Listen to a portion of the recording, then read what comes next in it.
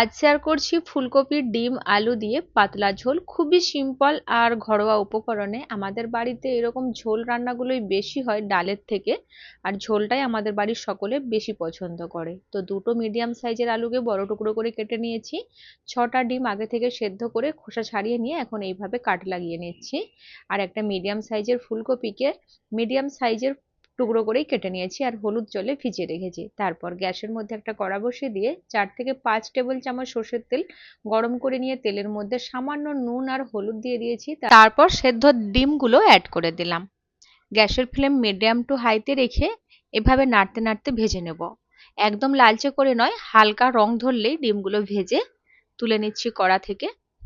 তো এইভাবে আমি ডিমগুলো ভেজে নিয়েছি। এখন ওই তেলের মধ্যে কেটে রাখা আলুগুলো দিয়ে দেবো আর লো ফ্লেম করে দিয়ে 2-3 মিনিট জন্য ঢেকে দেব। তো ঢাকনা সরিয়ে দিয়ে এখন একবার নাড়িয়ে চাড়িয়ে দেব যাতে তলার দিক থেকে পুড়ে না যায়। তারপর কেটে রাখা ফুলকপিগুলো জল থেকে ছেঁকে দিয়ে দিচ্ছি। সাথে 1/2 চামচ নুন, অল্প একটু হলুদ গুঁড়ো দিয়ে দেব। খুব ভালো করে মিশিয়ে নেব। তো ভালো করে মিশিয়ে নিয়ে আবারও 2-3 মিনিটের জন্য লো ফ্লেম করে দিয়ে ঢেকে দেব। এইভাবে ফুলকপি আলুটা ভেজে নিলে ভাজতে ভাজতে অনেকটা সেদ্ধও হয়ে যাবে আর খেতেও বেশ ভালো লাগে। তারপর গ্রাইন্ডিং জারের মধ্যে একটা মশলা তৈরি করে নিচ্ছি। দিয়ে দিলাম দুটো মিডিয়াম সাইজের রাফলি কাটা পেঁয়াজ, 8-10 কোয়া রসুন, 1 ইঞ্চ আদার টুকরো, 4টে কাঁচা লঙ্কা। জল দেব না, জল ছাড়াই এটাকে পেস্ট বানিয়ে নেব। একদম ফাইন পেস্ট করার দরকার নেই, এইভাবে আমি পেস্টটা তৈরি করে নিয়েছি। তো এখন আমি কড়া থেকে ঢাকনাটা সরিয়ে দিলাম। ভালো করে এখন নেড়ে চেড়ে ভেজে নেব। গ্যাসের ফ্লেম একটু বাড়িয়ে দিয়েছি যাতে তাড়াতাড়ি আঁচ লেগে যায়। যখনই হালকা হালকা ফুলকপি আলুর গায়ের মধ্যে রং ধরে যাবে তখন তেল থেকে তুলে নিয়েছি। তো এইভাবে আমার সব কিছু ভাজা হয়ে গেল। এখন এই তেলের মধ্যে বাকি রান্নাটা করব। যদি তেল অল্প মনে হয় তাহলে একটু তেল অ্যাডও করতে পারেন। তেলের মধ্যে তেজপাতা, শুকনো লঙ্কা, গোটা জিরে ফোড়ন দিয়ে একটু ভাজা হয়ে গেলে যে মশলাটা রেডি করেছিলাম অ্যাড করে দিলাম। ফ্লেম মিডিয়ামে রেখে কন্টিনিউ নাড়তে নাড়তে ভেজে নেব যতক্ষণ পর্যন্ত মশলা থেকে জলটা না শুকিয়ে আসে, মানে কাঁচা গন্ধটা যতক্ষণ না বেরিয়ে যাচ্ছে। যখনই মশলাটা একটু ভাজা হয়ে যাবে তারপর দিয়ে দিলাম একটা বড় সাইজের কুচনো পেঁয়াজ, সাথে 1/2 চামচ নুন। ভালো করে মিশিয়ে নেব। আর নুনটা দিয়ে দিলে এই সময় তাহলে টমেটোগুলো খুব তাড়াতাড়ি সফট হয়ে যাবে। এখন আমি ফ্লেম লো করে রেখেছি আর 2 মিনিটের জন্য ঢেকেও দিচ্ছি, তাহলে তাড়াতাড়ি টমেটোগুলো সফট হবে। তো 2 মিনিট পর ঢাকনা সরিয়ে খুব ভালো করে একটু টমেটোগুলোকে ম্যাশ করে দিচ্ছি। তারপর এখানে আমি কিছু মশলা ব্যবহার করছি। 1 চামচের মতো প্রায় লঙ্কার গুঁড়ো, 1/2 টিস্পুন হলুদ গুঁড়ো, 1/2 টিস্পুন জিরে গুঁড়ো, চাইলে ধনে গুঁড়োও অ্যাড করতে পারেন। মশলাগুলো যাতে পুড়ে না যায় তাই গ্রাইন্ডিং জারটা ধুয়ে অল্প একটু জল দিয়ে খুব ভালো করে কষিয়ে নিচ্ছি।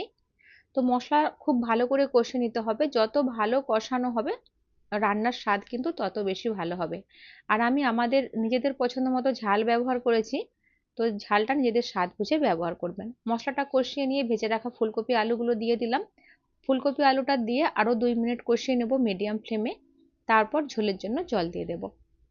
তো এখন আমি ঝোলের জন্য জল অ্যাড করছি আর আমি একদম পাতলা করে ঝোলটা রান্না করছি। আমাদের বাড়িতে একটু বেশি ঝোল পছন্দ করে। তো যেরকম পছন্দ করেন সেই হিসেবে জল অ্যাড করে দেবেন। জলটা ভালো করে মিশিয়ে নিয়ে ফ্লেমটা হাই করে দিয়েছি যাতে তাড়াতাড়ি ফুটে ওঠে। এরকম ফুটতে শুরু করলেই ভেজে রাখা ডিমগুলো দিয়ে দিচ্ছি।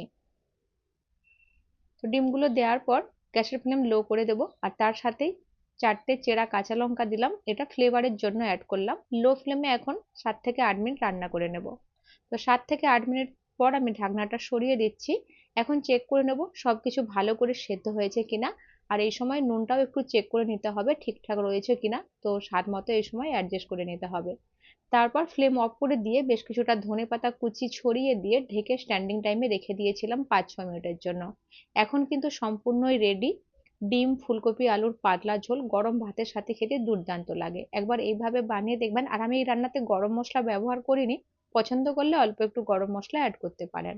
এই ছিল আজকের সিম্পল রেসিপি। যদি ভিডিওটি একটু ভালো লেগে থাকে অবশ্যই ভিডিওটিকে লাইক শেয়ার করবেন। চ্যানেলে নতুন বন্ধু হয়ে থাকলে চ্যানেলটিকে সাবস্ক্রাইব করে পাশে থাকার অনুরোধ রইল।